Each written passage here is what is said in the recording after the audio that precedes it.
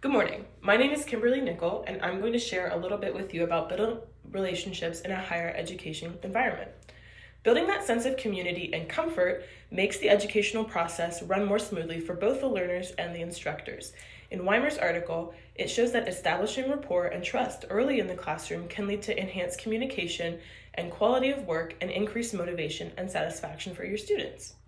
When looking at best practices for how to build this rapport with learners in your classroom, there's a lot of different strategies that could work, but it's important to keep in mind that each learner is going to have a different learning style. So one strategy may work with one learner that might not work with a different learner. So that's something we have to keep in mind as instructors. One strategy that seems to work for most workers, though, is modeling.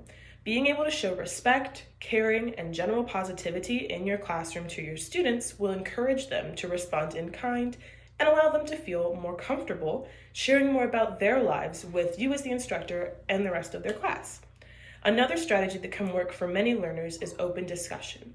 A class discussion can take place in person, online, or with some combination of the two to get all of your learners involved in some way. I know that I personally like a hybrid option because I know there are some students who don't necessarily feel comfortable speaking out loud when we're in person or over a Zoom call with an open discussion.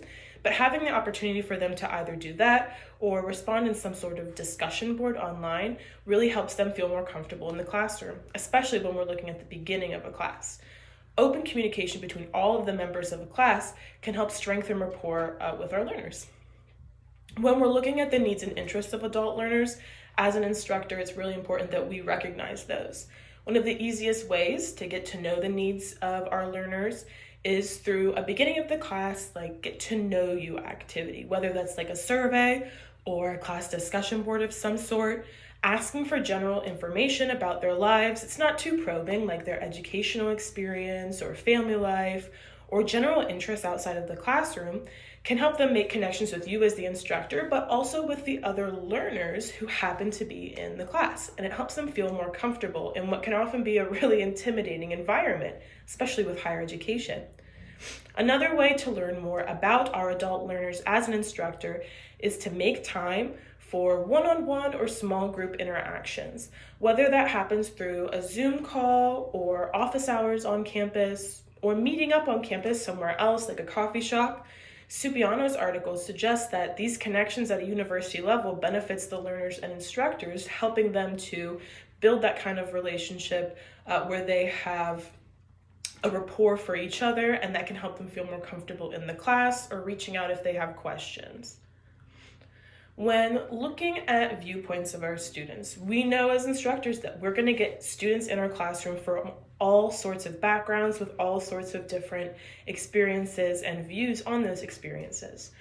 I specifically am certified to teach social studies, so in my classes, there are a lot of times where we have to address differing viewpoints and we have to have a discussion that might be uncomfortable because people disagree on certain things.